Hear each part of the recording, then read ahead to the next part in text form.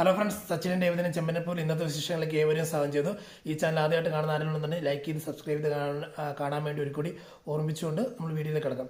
അങ്ങനെ നമ്മുടെ രേവതിയും സച്ചിൻ സംസാരിച്ചുകൊണ്ടിരിക്കുകയാണ്. രേവതിക്ക് കിട്ടിയതായിട്ടുള്ള ആദ്യത്തെ വർക്കിൻ്റെ ശമ്പളം കിട്ടിയ ദിവസമാണ്. അപ്പോൾ ഒരു ട്രീറ്റ് ഒക്കെ കൊടുത്തിട്ട് സച്ചിയുടെ ബാ നമുക്ക് ഇവിടെ ഇരിക്കാമെന്ന് പറയുന്നത്. നീ എന്തിനാ രേവതി എന്നെ വിളിച്ചോണ്ട് പോകുന്നത്, എന്നെ എന്താ വിളിച്ചോണ്ട് പോകുന്നെങ്കിൽ സച്ചിയുടെ ബാ ഇവിടെ വന്ന് എന്ന് പറഞ്ഞുകൊണ്ട് വിളിച്ചോണ്ട് പോയിട്ട് സച്ചി ഇരിക്കുമ്പോഴത്തേക്ക് സ്വീറ്റ്സ് എടുത്ത് കൊടുക്കണം. സ്വീറ്റ്സ് എടുത്ത് കൊടുത്തിട്ട് പറയാം, സച്ചിയുടെ ഇതാണ് ഇതാ ബാലൻസ് ക്യാഷ് കിട്ടിയ എന്ന് പറഞ്ഞ് 7,000 രൂപ ഉണ്ടെന്ന് പറഞ്ഞു. 7,000 രൂപ കൊടുക്കണം. അതുകൊണ്ട് ഒരെണ്ണം സന്തോഷമുണ്ടടി, നീ ഇത്ര കാശൊക്കെ ഉണ്ടാക്കിയല്ലോ, പറഞ്ഞ നേരത്തെ പോലെ പൂവിറ്റി കിട്ടുന്ന ക്യാഷിനെക്കാട്ടും കൂടുതൽ അത്യാവശ്യം നിനക്ക് കിട്ടുന്നുണ്ടല്ലോ, വളരെ സന്തോഷം എന്നൊക്കെ പറയുമ്പോഴത്തേക്ക് സച്ചേട്ടാ ഇനി ഇതും കൂടാതെ ഇതിൽ കൂടുതൽ നമ്മൾ ഉണ്ടാക്കണം. ഒരു മാസത്തിലൊരു 5-6 ഓർഡറൊക്കെ കിട്ടുവാണെങ്കിൽ നമുക്ക് നമ്മുടെ വീടിൻ്റെ പണി തുടങ്ങാം. അപ്പോൾ കൂടുതൽ കഷ്ടപ്പെടേണ്ടി വരത്തില്ല എന്നൊക്കെ പറയണം. അപ്പോൾ സച്ചേട്ടനും ഓടുന്നുണ്ട്, ഞാനും ഓടുന്നുണ്ടെന്നൊക്കെ പറയുമ്പോഴത്തേക്ക് അത്യാവശ്യം കുഴപ്പമില്ല, നല്ല നിനക്ക് നിൻ്റെ മനസ്സിനും നിൻ്റെ മനസ്സിന് നല്ല രീതിയിൽ ഓർഡറും കിട്ടും, നല്ല രീതിയിൽ ഉയർന്നു വരാൻ പറ്റും രേവതി എന്നൊക്കെ പറഞ്ഞ് അവളെ ആശ്വസിപ്പിച്ചിട്ട് അല്ലെങ്കിൽ ഒരു കോംപ്ലിമെൻറ്റ് എന്നൊക്കെയുള്ള രീതിയിൽ കൊടുത്തുകൊണ്ടിരിക്കുകയാണ്. അതായത് നല്ല എനർജി കൊടുത്തുകൊണ്ടിരിക്കുകയാണ് നമ്മുടെ സച്ചിയെ കുറിച്ച്. അങ്ങനെ പറഞ്ഞുകൊണ്ടിരിക്കുമ്പോഴത്തേക്ക് അറിയാണ്ട് രേവതിയുടെ വായിന്നൊരു കാര്യം ഇങ്ങനെ വീഴുന്നുണ്ട്. സച്ചിയേട്ടൻ ഇപ്പം കണ്ടോ, സച്ചിയേട്ടനെക്കാട്ടും കൂടുതൽ ഒരു ദിവസം സമ്പാദിക്കുന്ന ഒരു വ്യക്തിയായിട്ട് ഞാൻ മാറിയേക്കുക എന്ന് പറയുക. കാരണം അത് നല്ലതല്ലേ എന്നൊക്കെ ഉള്ള രീതി അവൻ അത് ചിരിക്കും. അത് കഴിയുമ്പോൾ കുറച്ച് കഴിയുമ്പോഴത്തേക്ക് പിന്നെ രണ്ടാമത് പറയുന്നത് ഇങ്ങനെ സംസാരിച്ചു കണ്ടോ, നമുക്ക് എന്താണ് ഇനിയിപ്പോൾ ഈ കാശ് അവിടെ കൊണ്ട് ഉണ്ടിയിലിട് എന്നൊക്കെ പറയുമ്പോഴത്തേക്ക് കണ്ടോ, ഇപ്പം സച്ചിയേട്ടൻ നോക്കിക്കോണം, സച്ചിയേട്ടൻ്റെ കാട്ടും കൂടുതൽ ഉണ്ടിയിൽ ക്യാഷ് ഇടുന്നത് ഞാനാണ് എന്ന രീതിയിൽ രേവതി അടുത്തതും പറയുവാണ്. അതായത് ക്യാഷ് കിട്ടിയതിൻ്റെ ഒരു എക്സൈറ്റ്മെൻറ്റിൽ പറയുന്നതാണ്. പക്ഷേ ഇതെല്ലാം വേറെ രീതിയിലായിത്തീരും എന്നുള്ളത് പിന്നീട് നമുക്ക് കാണാൻ പറ്റുന്നത്.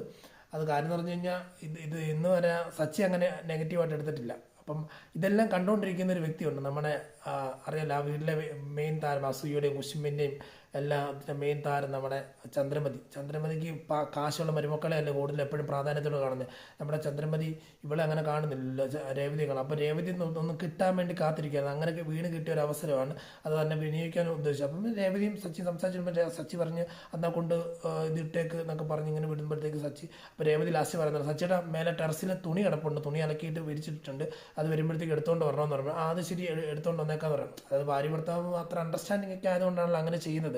അപ്പോൾ എപ്പോഴും അങ്ങനെ ഒരു കുടുംബജീവിതത്തിൽ അതൊരു നല്ലതാണ്. അപ്പോൾ ഇതിൻ്റെ ഇടങ്കോലിടാൻ വേണ്ടി ഓരോരുത്തർ കയറി വരുവാണ്.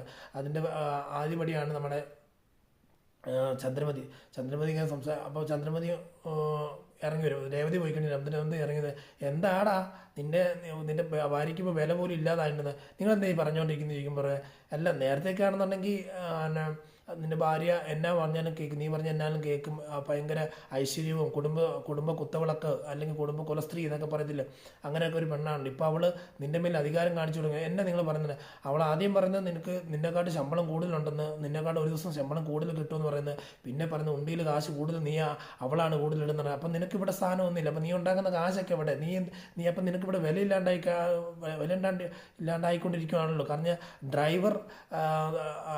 ഡ്രൈവർ സച്ചിൻ മാറ്റി ഇനി നിന്റെ പേര് ഇനി അടിമ സച്ചി എന്ന് തരണം. കാരണം നിന്റെ ഭാര്യ എല്ലാം പറഞ്ഞത് ചെയ്തുകൊണ്ടിരിക്കുകയില്ല. ഇപ്പം തന്നെ പറഞ്ഞു കേട്ടില്ലേ, ഇതെല്ലാം കഴിഞ്ഞിട്ട് മേലെ പോയി ടെറസിൽ നിന്ന് തുണി എടുത്തുകൊണ്ട് ഞാൻ പറഞ്ഞത്. അപ്പോൾ അവൾ പറഞ്ഞെല്ലാം കേൾക്കാൻ വേണ്ടി ഇരിക്കുകയാണോ നീ? കാരണം നിനക്ക് ഇനി എന്നാണ് വില കിട്ടുന്നത്? അവൾ ഓരോ ദിവസവും കൊണ്ട് ശമ്പളം കൂടുതൽ വർക്ക് ചെയ്യുന്നതനുസരിച്ച് നിന്നെ ഇവിടെ വീട്ടിൽ അടിമയായിട്ട് അവൾ പറയുന്ന വർക്കെല്ലാം നീ ചെയ്യേണ്ടി വരും. അത് നീ ഇങ്ങനെയല്ല, ഇപ്പം എൻ്റെ മോൻ ഇങ്ങനെ ആയി തീർന്നല്ലോ, ഇങ്ങനെയൊന്നും അല്ലായിരുന്നല്ലോ എന്ന് പറയുമ്പോഴത്തേക്ക് ഞാൻ ആരുടെ അടിമയൊന്നുമല്ല. ഞാൻ ഇന്ന് വരെ സച്ചി ക്യാഷ് ഉണ്ടാക്കിയ സമയം മുതൽ ഇന്ന് വരെ ഉണ്ടാക്കി ക്യാഷ് മുഴുവൻ ചിലവാക്കിയിട്ടുണ്ടെന്ന് പറഞ്ഞാൽ ആരെ അടിമയായിട്ട് ജീവിച്ചിട്ടില്ല, ഇനിയും അങ്ങനെയൊക്കെ തന്നെ ആയിരിക്കും എന്ന് പറയുമ്പോഴത്തേക്ക് അത് കണ്ടറിയാം, നിന്നെ നമ്മൾ കാണാൻ തുടങ്ങിയല്ലേ, എന്തെങ്കിലും ഉണ്ടാക്കിയിട്ടുണ്ട്. ഇപ്പോൾ അവൾ തന്നെ പറഞ്ഞു, അവൾ ഉണ്ടാക്കുന്നതിൻ്റെ കാലിലൊന്ന് കാശ്, അതായത് 7,000 രൂപയുടെ കാലിൽ നിന്ന് കാശ് നീ ഡെയിലി നിനക്ക് മിച്ചം പിടിക്കാൻ പറ്റുന്നുണ്ടോ എന്ന് ചോദിക്കുക. അപ്പോൾ ഇതിലെല്ലാം ഉത്തരം വെട്ടി മുഖമെല്ലാം വിളറി, അതായത് ഉത്തരം മുട്ടിയിട്ട് എന്ത് പറയണമെന്ന് അറിഞ്ഞില്ല. ശരിയാ, അതായത് രേവതിയുടെ വായിൽ നിന്ന് അങ്ങനെ ഒരു വാക്ക് വന്നതുകൊണ്ടാണല്ലോ ഈ സ്വന്തം അമ്മയുടെ മുമ്പേ കുനിഞ്ഞ് നിൽക്കേണ്ട ഒരു അവസ്ഥ വരുന്നത്. അപ്പോൾ അതിനെല്ലാം എങ്ങനെ മറുപടി പറയാമെന്നറിയാതെ ഇങ്ങനെ ആലോചിച്ച് നിൽക്കണം. ഇനിയിപ്പം നാളെ എൻ്റെ അതായത് രേവതി എന്നെ അങ്ങനെ അടിമപ്പെടുത്തുമോ എന്നുള്ള രീതിയിലൊക്കെ ചിന്തിക്കുന്നുണ്ട്. ശരിക്കും ചിന്തിച്ചുകൊണ്ടിരിക്കാനുള്ള വിഷം കുത്തി ഇറക്കിയിട്ടുണ്ട് നമ്മുടെ സച്ചിയുടെ മുഖത്തിൽ അല്ലെങ്കിൽ ഹൃദയത്തിൽ. അപ്പോൾ മുഖത്തിൽ അതെല്ലാം കാണാൻ പറ്റും. അങ്ങനെ ഇരിക്കുമ്പോഴത്തേക്ക് പിറ്റേ ദിവസം അത് കഴിഞ്ഞ് പിന്നെ കാണിക്കുന്നത് സൂര്യൻ അസ്തമിച്ച് പിന്നെ രാത്രി കഴിഞ്ഞ് രാവിലെ ആകുമ്പോഴത്തേക്ക് എഴുന്നേറ്റ് നോക്കുമ്പോഴത്തേക്ക് സച്ചിയെ കാണുന്നില്ല. സച്ചിയെ കാണാതെ ഇങ്ങനെ സച്ചി എഴുന്നേറ്റ് എവിടെ പോയി എന്ന് അറിയത്തില്ല. അപ്പം രേവതി എഴുന്നേറ്റ് വന്നിട്ട് വിളിക്കുക, സച്ചിയായിട്ട് എവിടെയാ, സച്ചിയായിട്ട് എവിടെയാ എന്നുള്ള രീതിയിൽ വിളിക്കുകയാണ്. സച്ചി അപ്പോഴത്തേക്ക് കോൾ എടുക്കുന്നില്ല.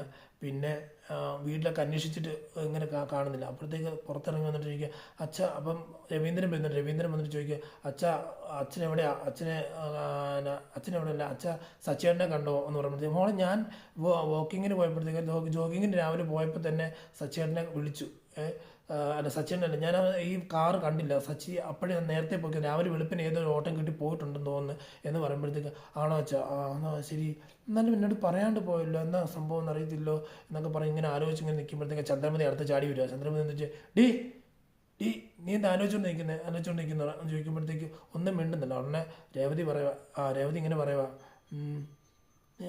ഒന്നും മിണ്ടായിരിക്കുമ്പോഴത്തേക്ക് അങ്ങനെ പിന്നെ ചന്ദ്രമതി ചോദിക്കുക നിൻ്റെ വായിലെല്ലാം പഴമാണോ, ഞാൻ ചോദിക്കുന്നതിന് മറുപടി തരാതിരിക്കും, നീ നിൻ്റെ വായിലെല്ലാം പഴമാണോ എന്നൊക്കെ ചോദിക്കുമ്പോഴത്തേക്ക് എടി പോയി ചായ എടുത്തുകൊണ്ട് വാടി എന്നിങ്ങനെ പറയുമ്പോഴത്തേക്ക് ചായ തന്നെ ഫ്ലാസ്കിലുണ്ട് ഉണ്ടാക്കി വെച്ചിട്ടുണ്ട്, എടുത്ത് കുടിച്ചോ, ഞാനൊരു സ്ഥലം വരെ പോകുമെന്ന് പറഞ്ഞ് ഇറങ്ങി ഡി എന്നൊക്കെ വിളിച്ചിട്ടാണെങ്കിൽ രേവതി ഒരു മറുപടി ഇല്ലാതെയാണ് ഇറങ്ങിപ്പോകുന്നത്. അവൾ എന്തോ അന്വേഷിക്കുക, അതായത് സച്ചിയെക്കുറിച്ച് അന്വേഷിക്കാൻ വേണ്ടി ഇറങ്ങിപ്പോകണം, സച്ചി പോകാനുള്ള സ്ഥലത്തെല്ലാം അന്വേഷിച്ച് പോകുന്നുള്ള രീതി ഇറങ്ങിത്തിരിക്കുകയാണ്. ആ സമയത്താണ് അടുത്ത് കാണിക്കുന്നത് ബാമയുടെ വീട്ടിലാണ് നമ്മുടെ